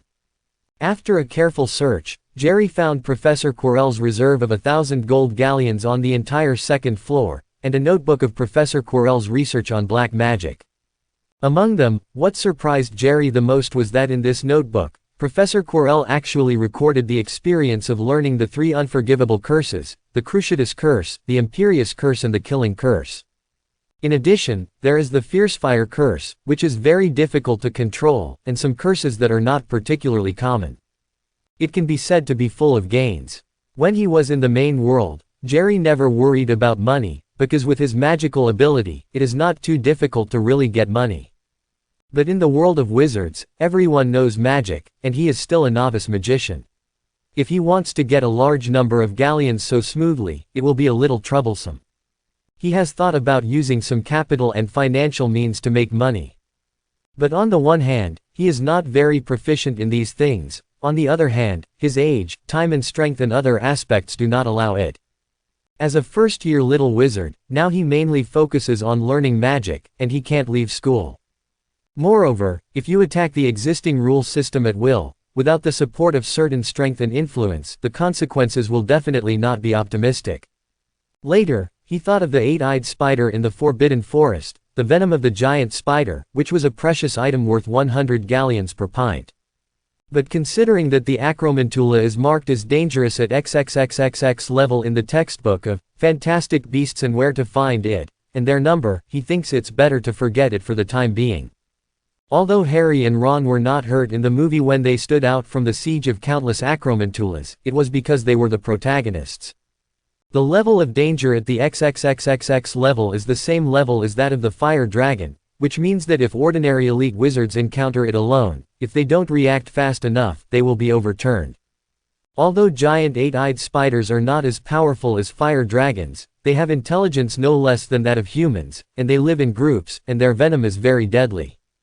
Therefore, finding 1,000 gold galleons in Professor Quirrell's box is still very urgent for Jerry. Of course, Professor Quirrell's black magic notes are actually much more valuable than 1,000 gold galleons. As long as Jin Gallon thinks of a way and is willing to spend time, it is not impossible to make money, but black magic such as the 3 unforgivable curses and Fierce Fire Curse, as well as Professor Quirrell's experience on these advanced spells, cannot be bought by Jin Gallon. Arrived. With Professor Quirrell's black magic notes, I believe that even if there is no one to guide him, he can learn to master it slowly by just refreshing his mind and taking time to study on his own. The Cruciatus Curse tortures information, the Imperious Curse controls the mind, the Killing Curse kills, and the Fierce Fire Curse attacks and clears the field. After mastering these 4 black arts, his magic strength will definitely increase a lot. If you encounter an abomination next time, you may not need hard steel at all, and an Imperious Curse will do it. This wave is really not a loss. After returning to the response room again, He'd put the small box in his pocket, and Jerry felt that although his plan to attack Professor Quirrell this time had some dangers and loopholes, it was really worth it. If you don't take some risks, how can you get rich overnight? After Halloween, because of the hype among Slytherin wizards, everyone knows that their defense against the dark arts class teaches Quirrell. He was stunned and seriously injured by a giant monster, but he survived thanks to the first-year Slytherin freshman Jerry Carmen. Therefore, all the wizards in Hogwarts, apart from knowing that the famous Harry Potter came to the first grade this year, they also know that among the first graders in Slytherin this year, there is a very good little wizard Jerry Carmen. The name of Jerry Carmen has also gradually spread from the original first-year freshman to the eyes of other senior wizards. Maybe they don't know who Jerry Carmen is yet, but at least they already know the name. In this way, the time came to November. After entering November, the weather becomes very cold. The mountains around the school are gray and covered with ice and snow, and the surface of the Black Lake is as cold and hard as tempered steel. Every morning there is frost on the ground. During this time, Jerry also studied magic knowledge crazily. In addition to attending classes and eating during the day, he spent most of his time searching for various materials in the library. Or go to Snape to ask some incomprehensible magic principles, and discuss some magic extensions and spell applications with Hermione. At night, I quietly go to the response room to practice and study black magic. Or occasionally take time to enter the small villa in the box space, try to follow some potion formulas found in the library, and go back to practice making some potions. In short, Jerry feels that he lives every day extremely fulfilling, learning new things every day, making progress, and becoming stronger. Except for the astonishing consumption of Little Red Star, everything else is very good. However, before he came in this time, he had accumulated more than 50,000 Little Red Stars. Even if it was consumed quickly, it should be enough for him to last until the end of this semester. The editor has already decided to put it on the shelves this Friday, and it will definitely be updated at that time. I hope that book friends will support you a lot. Also, thank you, Uncle Jerry, for your daily rewards. He is already the rudder of this book. Woo woo woo, I'm touched. Only after it's put on the shelves, I will thank you. Saturday morning. Wearing a green Slytherin scarf, Jerry walked into the auditorium as usual. As soon as he entered the door, his eyes lit up, and a strong smell of grilled sausages entered his nostrils. In terms of the various breakfasts in Hogwarts, his favorite is the big grilled sausage, mainly because there is really a lot of meat in it. He uses the refreshing function a lot every day, which consumes not only the Little Red Star, but also the energy in his body. So if possible, he hopes that he can eat meat every day, and have high-sugar snacks and drinks every day to supplement the energy he consumes every day. If other little wizards have observed Jerry's eating carefully, they can actually find that he tries to maintain an elegant posture while eating. However, he may eat several times more food per meal than a normal adult. Even Gore and Crab, who are super edible, actually eat far less than half of Jerry's food. There will also be a phenomenon: if there is nothing to do, Jerry will be the last to leave the table every time. Jerry, will you watch the Quidditch match at noon? Just as Jerry sat down, before he had time to pick up a big sausage, Daphne, who was opposite, suddenly asked him expectantly. Of course, today it's Slytherin versus Gryffindor. Jerry smiled and gave an affirmative answer. In fact, with his character, if he had half a day to watch a group of young wizards playing on broomsticks, he might as well study the 3 unforgivable curses. It has been a week since he got the 3 unforgivable curses, and he still has no way to successfully release them. However, there is no way. Who let him be the Slytherin team's seeker? One of the 2 sides in today's match is the Slytherin team, so he still has to participate. Moreover, just 2 days before he joined the Slytherin team, Snape had given him the promised newest Nimbus 2000. Besides, if Snape hadn't helped him resolve many doubts during this period of time, his magic progress would definitely not have been so fast. For you, this is a small flag that symbolizes our Slytherin. We can wave the small flag together and cheer for Slytherin. Hearing that Jerry was going to visit the competition, Daphne immediately took out the green flag she had prepared earlier from below, and handed it to Jerry with burning eyes. In fact, in a normal situation like this when there are teams from the academy participating in the competition, there would hardly be any young wizard who would not watch. But Daphne still asked Jerry in advance. The main thing is Jerry's usual performance. It is really possible to do such a thing. In the eyes of all the little Slytherin wizards, Jerry is very good at almost all subjects, very polite to everyone, perfect. The only fly in the ointment is that Jerry seldom, or never at all, participated in group activities held privately by the little wizards of Slytherin. Except when you are sleeping in class, whenever you see Jerry, he is definitely reading. It's just that the location is different. Sometimes it's in the library, sometimes it's in the common room, and sometimes it's on the meadow under the sunset by the Black Lake. In short, apart from studying, Jerry doesn't seem to have any other hobbies. But it was also true that many Slytherins, including the little Malfoy who was a little unhappy with Jerry, admired him very much in their hearts. This also led to Daphne thinking that Jerry may not necessarily watch Slytherin's Quidditch match. Okay, thank you, classmate Daphne. Jerry froze for a moment, then took the small green flag naturally. After a while, he will play directly, but this small flag will not be available. However, he promised Marcus to keep the fact that he became a seeker secret, and it was difficult to explain anything. At 11 o'clock in the morning, almost all the professors and little wizards came to the Quidditch pitch.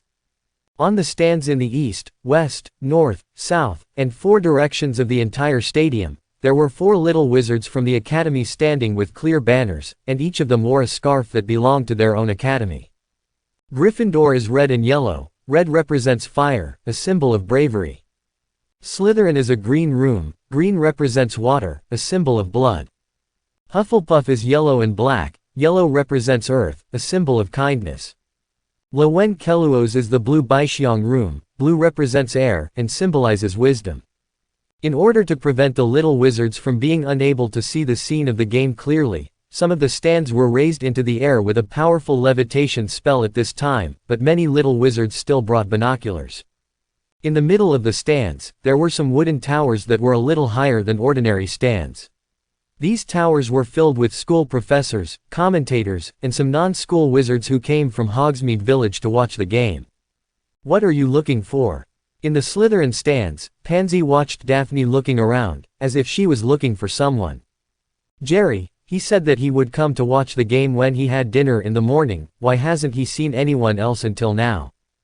Daphne couldn't help frowning. She also wants to cheer for Team Slytherin with Jerry. Pansy covered her mouth and laughed. Jerry, it's not like you don't know. Maybe that guy forgot the time while reading a book. Did you forget the last Halloween dinner? Don't worry, Quidditch matches usually take 2 to 3 hours to end, and he will definitely come before the end of the game. Quote. Okay. When Daphne heard this, she had no choice but to nod her head, and turned her gaze to the center of the competition. At the same time, in the Slytherin team locker room, Jerry, who had already changed into a green Quidditch robe, stood calmly in front of the exit. Jerry, don't be nervous for a while, as long as you can play at the same level as last time. Oh no, as long as you can play at 1/10 of the level last time, we can win for sure. The captain Marcus on the side encouraged Jerry nervously. Although Marcus was shocked by Jerry's performance last time, he knew that there was still a difference between private training and real competition on the field. After all, in the real arena, with so many people watching, if the mental quality is not up to standard, it is easy for the level to drop sharply, or even become too nervous to compete. After all, Jerry is only a first-year freshman.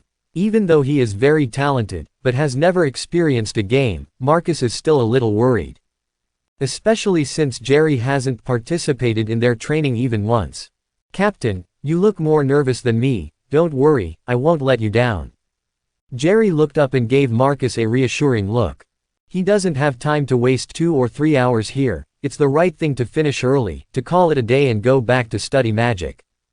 There are 7 players in a Quidditch game, 3 chasers, 2 batters, a keeper, and a seeker. 3 of the chasers are responsible for scrambling for the quaffle and throwing it into the opponent's hoop to score a goal, scoring 10 points. The 2 hitters are responsible for knocking the aggressive bludgers into the air, escorting their own players, or better yet, hitting the opposing player if the technique allows. The goalkeeper guards the goal, preventing opposing players from throwing the quaffle into one of their 3 scoring hoops. And the most important thing is the seeker. He is responsible for catching the golden snitch. After catching the golden snitch, the game is over, and at the same time, he will get a full 150 points. Therefore, under normal circumstances, whichever team's seeker catches the snitch first basically wins. After all, unless the strength of the team members on one side is much worse than that of the other side, it is impossible to have such a big gap of 150. However, the snitch is not so easy to catch. In history, there have even been tragic situations where the game was held for several days because the seekers on both sides could not catch the snitch. Slater Lynn has been able to suppress Gryffindor before, because Gryffindor's seeker is not as strong as his seeker, and every time his seeker catches the snitch first. In fact, in the previous games, before Slater's seeker caught the snitch, Gryffindor's score was ahead of Slytherin's, but the gap was not as big as 150. You know, Gryffindor's pursuers and hitters are very strong, especially the captain of the Gryffindor team who just graduated last year, the most powerful chaser Charlie Weasley. It is said that Charlie Weasley was invited by the British Quidditch team when he graduated, but he refused. If Jerry can't play normally, causing the opposite seeker to catch the snitch first, then this game against the Gryffindor team will be in danger. The 7-year record of defeating those reckless Gryffindors was about to end at the hands of his current captain. That's why Marcus is more nervous than Jerry himself right now. Now, let's invite 2 teams to enter. The Quidditch match commentator, Lee Jordan, a Gryffindor third-year wizard, announced loudly at this time with the amplifying charm. As his voice fell, the cheering shouts of the little wizards came from outside like a tsunami. Okay, time is up, good luck to everyone. Marcus stepped on his broomstick and flew out first, followed by Jerry on the Nimbus 2000, and the 5 team members behind. On the playing field, the Gryffindor team wearing bright red Quidditch robes and the Slytherin team wearing dark green robes quickly flew out from both ends of the entire Quidditch pitch. Then he waved his hands coquettishly in the sky, and then slowly landed on both sides of Ms. Hooch, who was already standing in the center of the arena. The atmosphere at the scene reached a climax immediately. Gryffindor, Slytherin. The shouts became more and more one after another. But obviously, the voice of cheering for Gryffindor is far louder than the voice of cheering for Slytherin. No way, in terms of popularity, the brave and enthusiastic Gryffindor is more attractive than the arrogant and contemptuous Slytherin. So in addition to their respective houses, the cheers of Wenclaw and Hufflepuff were mostly given to Gryffindor. But when they looked carefully at the players on both sides of the field, they found something was wrong. That is, the seeker of the Slytherin team is not Terrence Higgs, who has not changed for 4 years, but a new face, a little wizard who obviously looks like a first or second year. That's Jerry. How did he become Slater's seeker? At this moment in the Slytherin stands, Daphne and all the Slater wizards let out an exclamation at the same time. On the other side of the Gryffindor stand, Hermione, Harry and Ron, who were familiar with Jerry, also let out similar exclamations. Jerry, it turned out to be Jerry. Hermione, did you know that Jerry became a first-year seeker? I don't know, but it's impossible. He reads in the library with me every weekend, and has never been to the Quidditch pitch for training. Hearing Harry and Ron's inquiry, Hermione shook her head in disbelief. Oh, Merlin's beard, we found out that Slytherin has actually changed their seeker. They boldly used a new seeker. Can anyone tell me the name of this new seeker? At this time, the voice of the commentator Lee Jordan came again from the tower stand. What? His name is Jerry Carmen. Is that the Jerry who saved Professor Quirrell from the troll? But, if I remember correctly, he should be a freshman. Slytherin's bold use of first-year freshmen, is it a bold and arrogant move, or is there some special reason? Let us wait and see. Quote.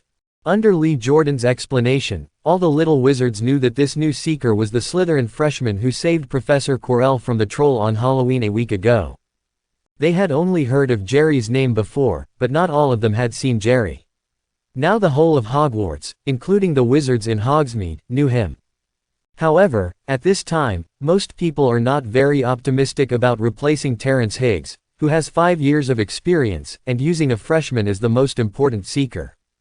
Especially the senior wizards of Slytherin, most of them frowned. On the field, Wood of the Gryffindor team whispered to the players with some excitement. "Play hard for a while, we will win this game. Listen, I want everyone to play the game fairly and honestly." With a silver whistle in one hand and a broom in the other, Ms. Hooch glanced at both teams, especially Slytherin captain Marcus. Because this guy often fouled because of his strength and size in previous games. After finishing speaking, she picked up the silver whistle and blew fiercely. Immediately, all the players of the two teams rose into the sky. The quaffle was immediately picked up by Angelina Johnson of Gryffindor. "What a chaser that girl is, and she's pretty good looking." The voice of Lee Jordan's commentary sounded again. "The snitch was released, Merlin, it was so fast, it disappeared in a blink of an eye. Oh, our Slytherin is looking for the ball, did he find the snitch? Oh, Merlin's underpants, what did I see, I must be dazzled, how could that be, Jerry, Slytherin's new seeker, he caught the snitch. It has been less than a minute since the golden snitch was released. This is probably the fastest game in Quidditch history."